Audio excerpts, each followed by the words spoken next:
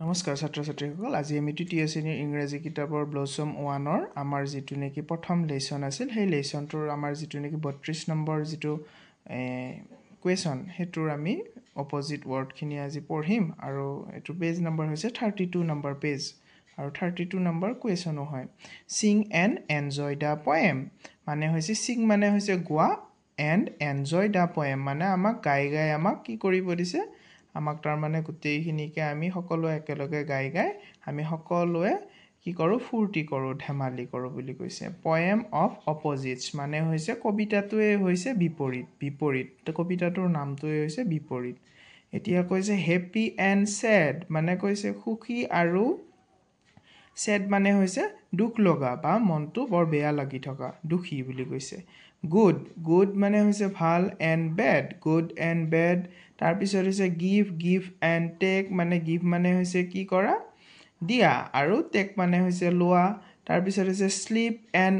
sleep মানে হৈছে খোৱা wake মানে হৈছে উঠা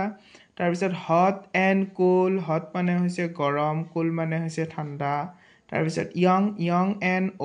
young মানে হৈছে ডেকা old মানে হৈছে বুঢ়া তাৰ পিছত smile and frown মানে হৈছে smile মানে কি কৰা হাহা আৰু frown মানে হৈছে দুখ লগা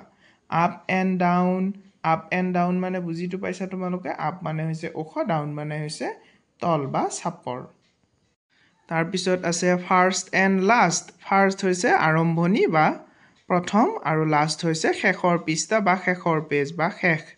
এতিয়া first and last slow and fast slow মানে হৈছে লাহে লাহে fast মানে অতি সোনকালে come and go come মানে অহা go মানে যোৱা তাৰ পিছত yes and no yes মানে হয় no মানে নহয় হয়নে তোমালোকে বুজি পাইছানে বিপৰীত শব্দবিলাক আৰু যদি তোমালোকে এই মোৰ ভিডিওটো নতুনকৈ চাইছা তেতিয়া হলে মোৰ চেনেলটো সাবস্ক্ৰাইব কৰি দিবা লগতে তোমালোকে যদি মোৰ ভিডিওবিলাক ভাল পাইছা তেতিয়া হলে এটা লাইক কৰি দিবা আৰু এটা কমেন্ট কৰি দিবা তেতিয়া হলে মই নেক্সট টাইম ভিডিও বনাবলৈ আৰু বেছিকৈ মই ভাল পাম আৰু মোৰ মনটো বেছি ভাল লাগিব তাৰ পিছত আমি আকৌ পঢ়িছো black and white হয়নে নহয় black মানে হৈছে কলা white মানে হৈছে বগা তাৰ পিছত day and night day হৈছে দিন হয়নে নহয় and night মানে হৈছে ৰাতি যেটো আমি শুই থাকো ৰাতি হলে তাৰ পিছত heavy and light heavy মানে হৈছে বৰ গধুৰ light মানে হৈছে পাতল left and right left মানে হৈছে কি বাওফাল and right মানে হৈছে সোঁফাল তাৰ পিছত আমি পঢ়িম তলৰখিনি unfold and fold হৈছে মানে ভাঁজ নকৰা fold মানে হৈছে ভাঁজ কৰা মানে কিতাপ এখন মেলা বা হেনেকুৱা bought মানে হৈছে কিনা bought and sold মানে বিক্ৰী কৰি দিয়া তাৰ পিছত big মানে হৈছে ডাঙৰ and small মানে হৈছে সৰু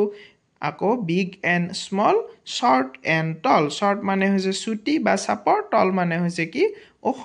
এতিয়া আমাৰ হাতীটোৰ কথা কৈছে যেনিবা হাতীটো ডাঙৰ মেকুৰীটো চাপৰ হয় না নহয় সৰু এই কাৰণে short and tall বুলি কৈছে যদি মোৰ ভিডিওটো চাই ভাল পাইছে তেতিয়া হলে মোক এটা লাইক আৰু এটা কমেন্ট কৰি দিব আৰু লগতে চেনেলটো সাবস্ক্ৰাইব কৰিবলৈ নাপাহৰিব থ্যাঙ্কস ফৰ ওয়াচিং